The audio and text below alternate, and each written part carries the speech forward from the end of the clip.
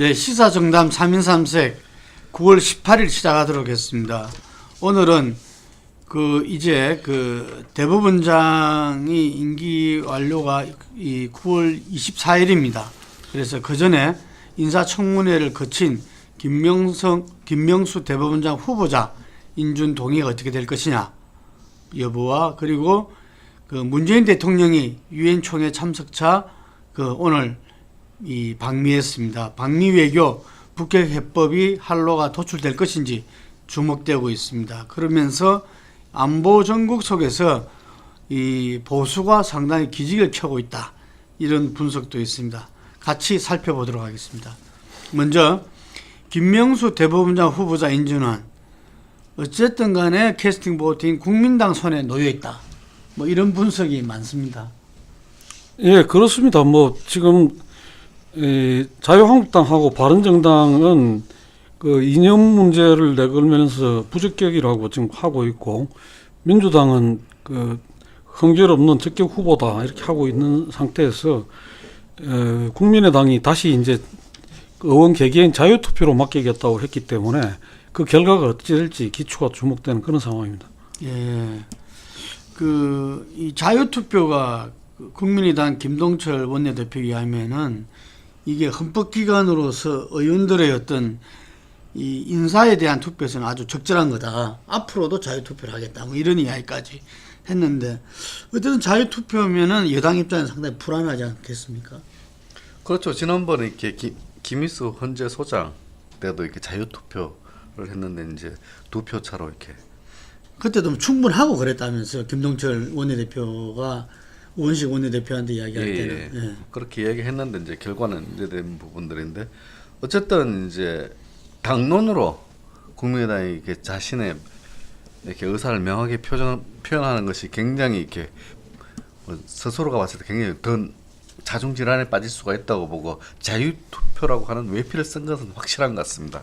그러나 어차피 다 정당이기 때문에 어떠한 방향이 정해지면은 자유투표 내에서 어떤 방향성을 가지고 하나의 키를 이렇게 잡겠다, 이런 이제 의도인 것 같은데, 아직까지는 어느 쪽으로 방향키를 잡고 가는지는 아직 구체적으로 이제 드러난 바는 없습니다. 그러니까 이제 캐스팅 보터로서 몸값을 끝까지 최대한 올려보겠다. 그러니까 자유한국당 쪽에도 그렇고 이 민주당 쪽에도 최대한 자기들 눈치를 보게 하고 하는 그런 효과를 거두겠다는 것도 있겠지만, 또 한편으로는 실질적으로 국민의당 내부가 한 방향으로 통일되거나 일사불란하게 가기가 좀 어려운 내부적인 사정도 있는 거 아니냐, 그렇게 봐집니다. 그러나 어쨌든 간에 이번에 다시 만약에 지금 이 김명수 후보 같은 경우에는 이때까지 인사청문회 여러 분들이 올라왔지만은 5대 원칙이나 이런 데 하나도 걸리는 게 없고, 또 30년 가까이 법관을 하면서도 재산이 6억밖에 안 되는 아주 어떻게 보면 청렴한 그런 사람이고, 또 평생 동안 재판에만 성실하게 임해왔다 할 정도로 그런 분인데, 그런데도 불구하고 또 말이 안 되는 이념 논란이나 동성애 문제 같은 걸 내걸어 가지고 다시 자유한국당하고 손잡고 부결하는 그런 그게 벌어진다면, 과연 그 부분에 대해서 국민들이 어떻게 판단할지, 그런 것도 좀 지금 현재 고심하고 있지 않겠나, 그렇게 봐집니다. 그러니까 지금 대법원장의 국회 인준 동의는 제적 가반 출석 가반이죠. 예. 예, 그러니까 지금 민주당이 서영교 의원이 복당해서 121석인 거죠.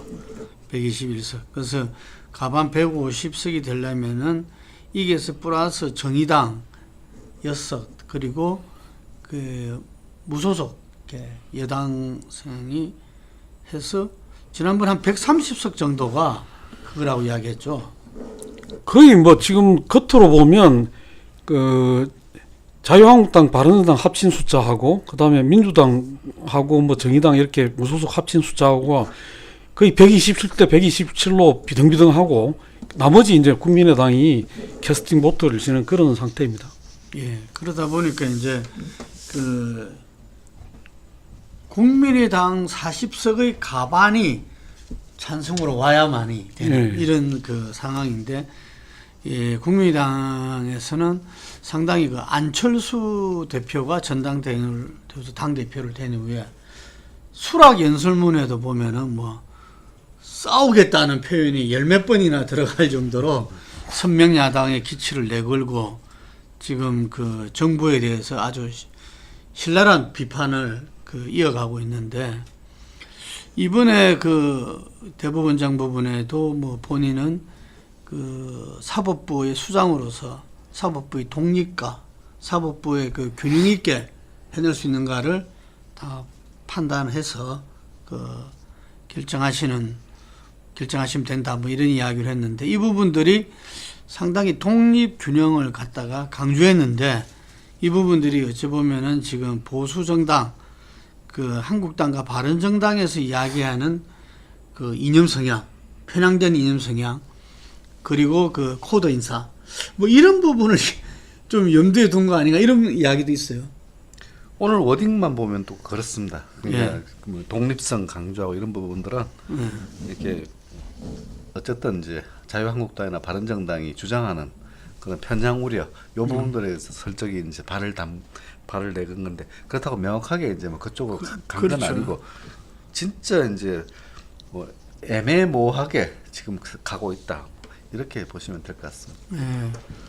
어쨌든 간에 금방 그 주관님 말씀하신 대로 만약에 이번에도 대법원장의 국회 동의도 만약에 그 부결된다든지 하면은 참 전국은 굉장히 이렇게 그 뭐 냉랭 정도가 아니라 국회의 운영 자체에도 상당히 어려움이 있을 거고, 뭐 혹자들은 촛불이 국회로 향할 수도 있다 뭐 이런 이야기까지도 나오고 있습니다. 예, 지금 그 우리가 이제 한편으로 생각하면 촛불 그 민심에서 가장 중요한 것 중에 하나가 검찰 개혁, 사법 개혁 이런 부분이 있었습니다. 근데 예. 지금 사법 개혁의 책임을 맡아야 될 수장을 이제 뽑는 거고, 그 부분에서 국민들이 보기에는 사법 개혁의 적임자다, 큰 하자가 없다 이렇게 보고 있는 사람에 대해서 국회가 이걸 또 가로막고 나온다 이렇게 됐을 경우에 과연 그 국민들의 인내가 언제까지 이어질지 이런 게 좀 우려가 되고, 과거에 이제 예를 들자면 양승태 대법원장, 지금 현 대법원장 경우에도 농지법 위반 사례가 발견이 돼가지고 그 당시에 그 야당에서 격렬하게 반대를 했지만서도 이 사법부 수장을 공백을 둘 수가 없다 해가지고 당시에 손학규, 이제 지금 국민의당에 계시죠, 그 손학규 대표가 야당 의원들을 설득을 해가지고 표결에 참여해갖고 인준을 가결시킨 그런 전례도 있습니다. 그런 걸로 봤을 때 지금 대통령이 직접 호소를 하고 또 추미애 민주당 대표가 저 자세로 사과를 하는 모양새를 취했고 한데도 만약에 그렇게 한다고 했을 때는 아마 국민들이 그냥 자시하지는 않지 않겠나 그런 우려도 됩니다. 리얼미터 조사에서는 어쨌든 간에 인준 찬성이 이렇게 뭐 2배 정도 높게 나왔네요. 예. 어차피 이제 지금 질문 자체가 이제 사법부의 편향성 우려에 대해서 이제 물었던 부분이기 때문에 실질적인 단순 적합도만 가지고 묻는 것보다는 조금 다른 데겠지만은 어쨌든 이렇게 반대 의견이 이렇게 조금 높게 나온 부분이죠. 실제 이제 인준 여부만 가지고 물었다면 이렇게 반대 여론보다는 찬성이 좀 더 압도적인데, 편향성 우려에 대해서 어떻게 생각하십니까? 이렇게 이제 물었기 때문에 이 부분들은 이제 반대 의견들이 조금 더 많이 이제 나올 수 있는 그런 어떤 여론조사가. 아니 편향성 우려를 물어보고 그 다음에 인준에 찬성 반대를 물었다는 겁니다. 아니요, 2개를 같이 물었죠. 이렇게 사법 개혁을 위해서 적임자냐, 또 편향성 우려가 있다는데 어떻게 생각하냐, 이 2개를 같이 물은 거죠. 그러니까 이제 질문은 다른 거잖아요. 한 질문에. 한 질문에 그 2개를 어떻게 물어봐요? 이게 이제 김 후보자가 이렇게 사법개혁 적임자로 생각해서 인준해야 된다고 하는가 부분하고 이제 편향성 우려가 있는데 있어가지고 이제 인준 반대해야 되거든, 이에 대해서 공감하냐 이렇게 물었죠. 아 이렇게 해서 찬성하느냐 이렇게 해서 반대하느냐. 예. 그러니까 거기에 이제 편향성이라는 걸 집어넣었네요. 예. 그러니까 그런 부분들이 있기 때문에 차라리 인준 이런 이제 조사들은 인준에 대해서만 이런 딱 거는 단순하게 물어봐야 단순하게 되는데 묻는 게 이 나은- 밑에 왜 그랬나 모르겠네. 예. 그 하여간에 뭐 뒤에도 나오지만 이 상당히 안보 전국 속에서 보수의 결집도가 좀 높아가는 것 같아요. 이게 또 뭐 물론 문항에서 이 여론조사는 문항의 질문이 어떻게 되느냐 상당히 중요한데 그런 부분이 집어넣음으로 해서 상당히 보수 쪽이 그 모였다 이래 볼 수 있겠네요. 그래서 이 53대 29 최근에 보면 아주 최고 이렇게 접근인 것 같아요 이게. 하여간에 그 금방 말씀하신 대로 그 헌정사상 사법부의 수장을 우리가 그 국회에서 이 부결한 적이 없다. 예, 뭐 그런 점을 아마 국회의원들 모두가 제대로 알고 있지 않을까. 문제 제기는 분명히 하고 비판하더라도 사법부의 어떤 이 출범은 이렇게 또 어떤 이 지혜가 나오지 않을까 싶습니다. 그래서 이 24일이 임기 완료일이니까 그 아마 평일로 보자면 22일이 금요일입니다. 그날 본회의 투표가 있지 않을까 예상됩니다. 네, 다음은 오늘 문재인 대통령이 이제 미국으로 떠났습니다. 유엔 총회에 참석하지죠. 이번에 뭐 한미일 정상회담도 하고 한미 정상회담도 하고 또 유엔 총회 연설도 하시고 굉장히 뭐 바쁜 일정 속에서 다가오실 건데 아무래도 핵심은 북핵에 대한 국제적 공조 아니겠습니까? 그렇죠. 6차 핵실험이라고 하는 큰 이제 변곡점이 있으니까 한미 정상회담, 그다음에 이제 한미일 정상회담 이렇게 이제 뭐 줄줄이 이렇게 잡히는데 여기서 이렇게 주로 논의될 부분들은 한미리 북핵 문제에 대해서 어떻게 공조할 것인가 여기에 대해서 이제 서로 이제 얼굴을 맞대고 이제 뭐 논의할 걸로 예상이 됩니다.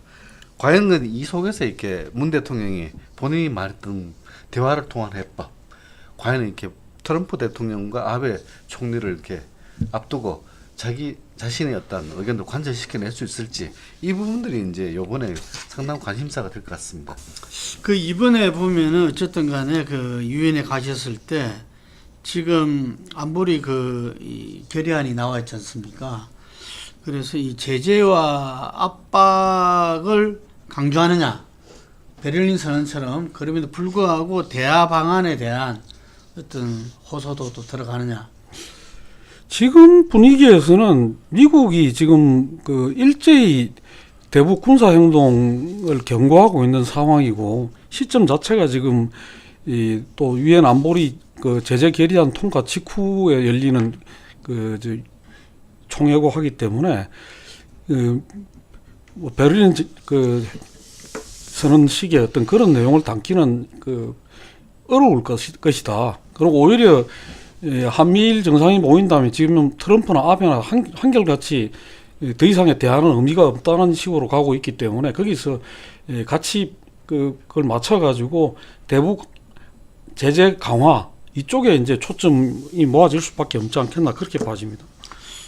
그래서 뭐 청와대는 고심하고 있더라고요. 유엔 총회 그 연설에서 대화를 뭐 몇 번 이야기할 것인가 뭐 이런 부분도 이 곤혹스럽다고 이야기하는데 어쨌든 근본적으로 어쨌든 그 북핵 문제에 대한 제재와 압박이 결국은 한반도 평화를 위한 거니까 그것이 군사적인 해결보다는 이렇게 외교적인 어떤 이 대화로서 풀어야 된다. 이거는 언급은 하지 않겠어요?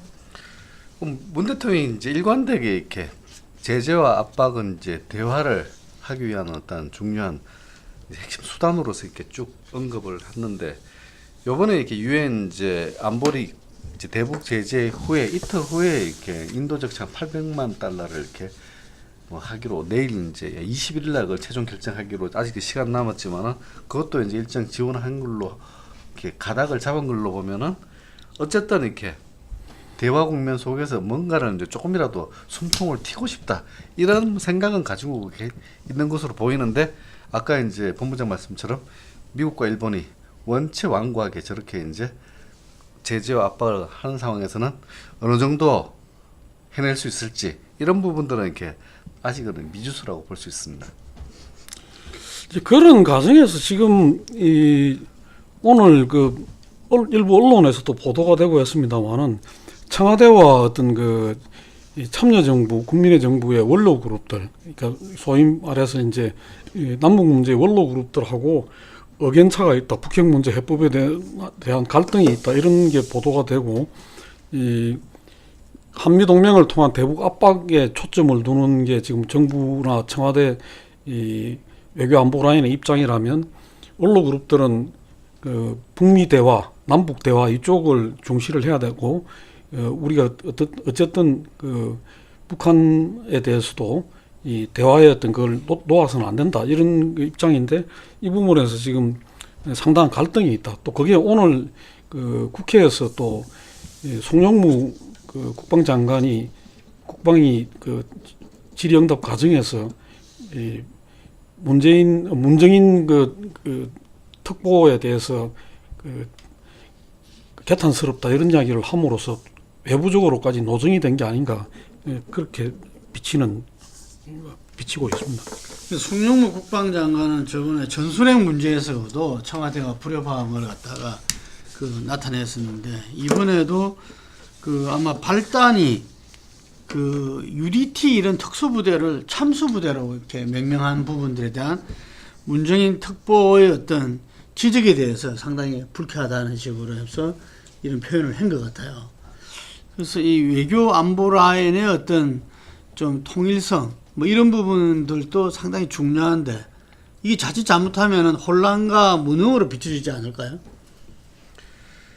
뭐 전체적으로 봤을 때 이제 국방부 라인과 이렇게 외교부 라인 이 부분이 어떤 갈등축이 더 크다, 이렇게 이제 문정인 특보 라인은 기본적으로 외교 라인입니다. 정의용도 마찬가지고 외교 라인이 잡고 있는 청와대 시스템 내에서 이제 국방부 장관으로서 자기 목소리를 내는 부분, 그 전에는 이제 김관진부터 해서 쭉 김장수 안보실장까지 국방 라인이 이제 청와대 국가안보실을 이렇게 장악하고 있었거든요. 이게 완전히 이렇게 바뀐 부분들입니다. 그런 부분의 갈등이 더 크지 않는가. 그러니까 국방부에서 이렇게 자기가 할 말을 했는데 이 부분들이 계속 외교적인 고려 상황으로 이렇게 계속 이렇게 뭐 발목이 잡힌다, 이런 생각을 가지고 있는 것 아닌가, 이런 생각도 듭니다. 근데 송영무 국방장관 경우에는 전번에 이제 전술핵 문제에 대해서 자신은 고려할 수 있다, 이렇게 발언했다. 오늘은 또 국회에 와서는 전술핵은 지금 고려해서는 안 된다, 뭐 이렇게 입장을 번복을 했어요. 번복을 하고 이제 정진석 자유한국당 의원이 문정인 의원이 참수부대 이야기한 것이 부적절하다고 지적을 했는데, 그거에 대해서 어떻게 생각하느냐 하니까 막 문정인 특보에 대해서 공격을 했는데, 보면 좀 스스로가 어떻게 보면 입장을 좀 잘 정리를 해가지고 이 국회 같은 데 나와서 그런 혼선이나 어떤 그런 갈등으로 비치지 않도록 처신을 해야 되는데, 자기 처신을 좀 잘못하고 있다, 이렇게 봐지는 측면이 강하고요. 또 지금 한편으로는 문정인 특보 같은 사람이 조금 자유롭게 이야기하는 것하고 정부의 공식 라인에 있는 사람들이 이야기하는 것하고가 조금 결이 다른 것은 그것대로 저는 그럴 수 있는 부분이다, 이렇게 생각이 되는데, 그걸 마치 대받아 갖고 막 공격하고 하는 것은 굉장히 좀 오해의 소지가 크고 이 갈등이 밖으로 드러나는 것이기 때문에, 좀 더군다나 국회에 와서 야당 의원들이 질의를 하는 과정에서 이렇게 대답한다는 것은 좀 볼썽사나운 어떤 그런 그게 아닌가, 그렇게 봐집니다. 근데 방미 전에 어젠가요, 트럼프 대통령 요청으로 문정인 대통령과 통화를 했지 않습니까? 예. 근데 거기에서 여러 가지 이야기를 하셨는데, 어쨌든 간에 많은 언론에서 우리가 이전에도 아마 불거지 있었죠. 미국이 무기 판매. 그러니까 우리가 북핵 위기에 대처하기 위해서 지금 킬체인 등 우리 남한 군대의 어떤 역량도 강화해야 된다. 상당히 문재인 대통령이 많은 예산을 들여서 아마 확보를 하겠다, 해 나가겠다, 이렇게 하셨는데, 그 부분에 대해서 상당히 뭐 직접적인 트럼프 대통령의 주문도 있었다, 뭐 이런 이야기도 있어요. 그러니까 그런 부분이 이제 자꾸 언론에 나오는 것 자체가 굉장히 이제 좀 어떻게 보면 우리 국민들 입장에서 보자면 미국의 의도가 도대체 뭐냐. 지금 결국 이렇게 가다가 북한하고는 어떻게 보면 또 협상으로 돌아설 그걸 여지를 남겨놓고 있으면서 남한 정부에 대해서는 계속 어떤 무기 장사를 하고 자기들 이익을 극대화하는 쪽으로 이 국면을 활용하는 거 아니냐. 오히려 그런 이제 불신이나 좀 그게 생기는 거죠. 그런 점에서 과연 미국이 동맹이라고 하지만은 무엇을 위한 동맹이고 동맹의 가치의 최우선을 어디에 두고 있는 것이냐. 이 점에 대해서 조금은 우려의 시각을 갖게 만드는 대목이다. 그렇게 봐야 될 것 같습니다.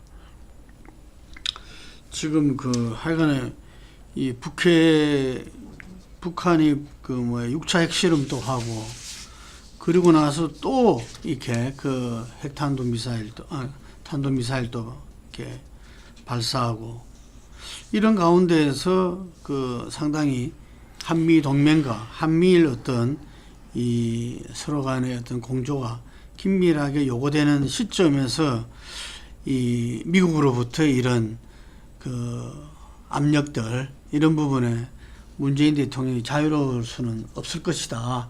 그래서 이번 방미간에서 정말 좀 이렇게 국가 지도자로서 정말 우리 국민을 위한 한반도의 평화를 위한 어떤 대통령의 여러 행보와 메시지가 있어야 되지 않나 이렇게 생각합니다.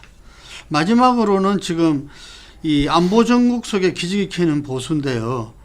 문재인 대통령이 지금 다른 갤럽이나 리얼미터에서도 60%대로 지금 내려왔어요. 네. 그 가운데서 민주당도 4주 연속 하락세로서 리얼미터에서는 40%대로 떨어졌습니다. 그런데 이 자유한국당이 작년 12월 28일 이후 일간 최고치로 14일 당일에는 21%까지 올라왔어요. 그래서 이게 전술핵 재배치등 대북 현안 대응에서 보수층의 안보 심리 자극 효과가 나타났다. 이렇게 보고 있습니다. 근데 이제 문재인 대통령 또 민주당 지지도가 하락하고 있는 부분에서는 크게는 이제 안보 전국의 영향이라고 봐야 되겠지만은 또 한편으로는 이제 박성진 중소 기업 벤처부 기업. 벤처 장관 내정자 낙마 이런 부분에서 상당히 좀 어떻게 보면 좀 고집을 부리는 모습을 보인 거 이런 것도 좀 부정적으로 작용을 했다. 또 그 과정에서 이 민주당 같은 경우에는 김희수 헌법재판소장 표결안을 안이하게 처리해가지고 그 부분이 가결될 줄 알고 붙였는데 그게 부결이 되면서 어떻게 보면 좀 망신을 한 거죠. 이런 것들이 이제 좀 거푸 작용을 하고 있는 측면도 있는 거 아니냐. 그러면서 어쨌든 한편으로 보면 반사적으로 자유한국당이 좀 개가를 올린 거죠. 인사 문제를 국회에서 부결을 시키고 하면서 그러면서 조금 그동안 움츠러들었던 보수층들이 조금은 이제 좀 다시 좀 결집하는 양상을 나타내고 있는 거 아니냐 그렇게 봐지는 측면이 있습니다. 예. 근데 한편으로는 지금 이게 오늘 같이 남경필 경기지사 아들 문제 이런 것들이 겹치면서 이 자유한국당으로서는 그것도 이제 좀 호재로 작용할 수도 있을 것 같아요. 어떻게 보면. 근데 이제 국민의당이나 바른정당이 이렇게 굉장히 이렇게 대여 투쟁을 강도 높게 해가지고 할 경우 그 수혜는 모두 한국당이 가져간다는 겁니다. 이것이 이제 국민의당이나 바른정당의 딜레마가 될 수밖에 없는데 이번에 이제 김희수 헌재소장 후보자를 낙마시킨 것은 국민의당이 낙마를 시킨 거거든 결정적으로. 근데 그 수혜는 정당 지지는 수혜는 모조리 다 이제 한국당이 가져가는 이런 모양새이기 때문에 참 국민의당이나 바른정당도 굉장히 이제 답답할 그런 상황인 것 같습니다. 그리고 우선 문재인 정부에 반대하는 부분들은 다 지금 현재 우선 한국당으로 모이고 있다. 결집하고 있다. 자연스럽게 그렇게 가고 있다. 이런 흐름 자체가 이제 있는 것만은 분명한 것 같습니다. 국민의당도 조금 지지율이 올랐더라고요. 올랐는데 TK에서 오르고 호남에서는 전혀 지지율이 전혀 미동도 안 하고 있는 상황이더라고요. 지금 작년 우리 그 대선 때 출구조사를 늘 총선과 대선 때 지방선거 때 하는데 작년 그러니까 올해 그 대통령 출구조사는 처음으로 이게 이 여러 가지 문항을 대선 그 투표한 거 외에 이렇게 물어봤어요. 그 속에서 정치 성향도 이렇게 나타나는데 그게 분석에 의하면은 보수, 중도, 진보가 진보가 30, 중도가 40, 보수가 30 이렇게 이번 대선에 참가했던 유권자들한테도 이렇게 실제적인 정치 성향은 이렇게 보수와 진보가 30, 30이고 중도가 40 이렇게 나타났다고 합니다. 그러면은 한국당이 아마 최대한 오를 수 있는 게 한 30%까지 올라가지 않겠는가. 그런 가운데에서 아마 내년 지방선거를 치르게 되고 그러면서 이 40%의 어떤 중도 표심이 어떻게 작용할 것인가. 이게 중요하게 보여집니다. 하여간에 한국당 지금 박근혜 전 대통령 출당과 서청원 최경환 의원 출당을 이제 추석 이후에 10월 중순쯤 결행한다고 하는데 그때가 또 한편 분기점이 되리라 봅니다. 네, 오늘 여기까지 하겠습니다.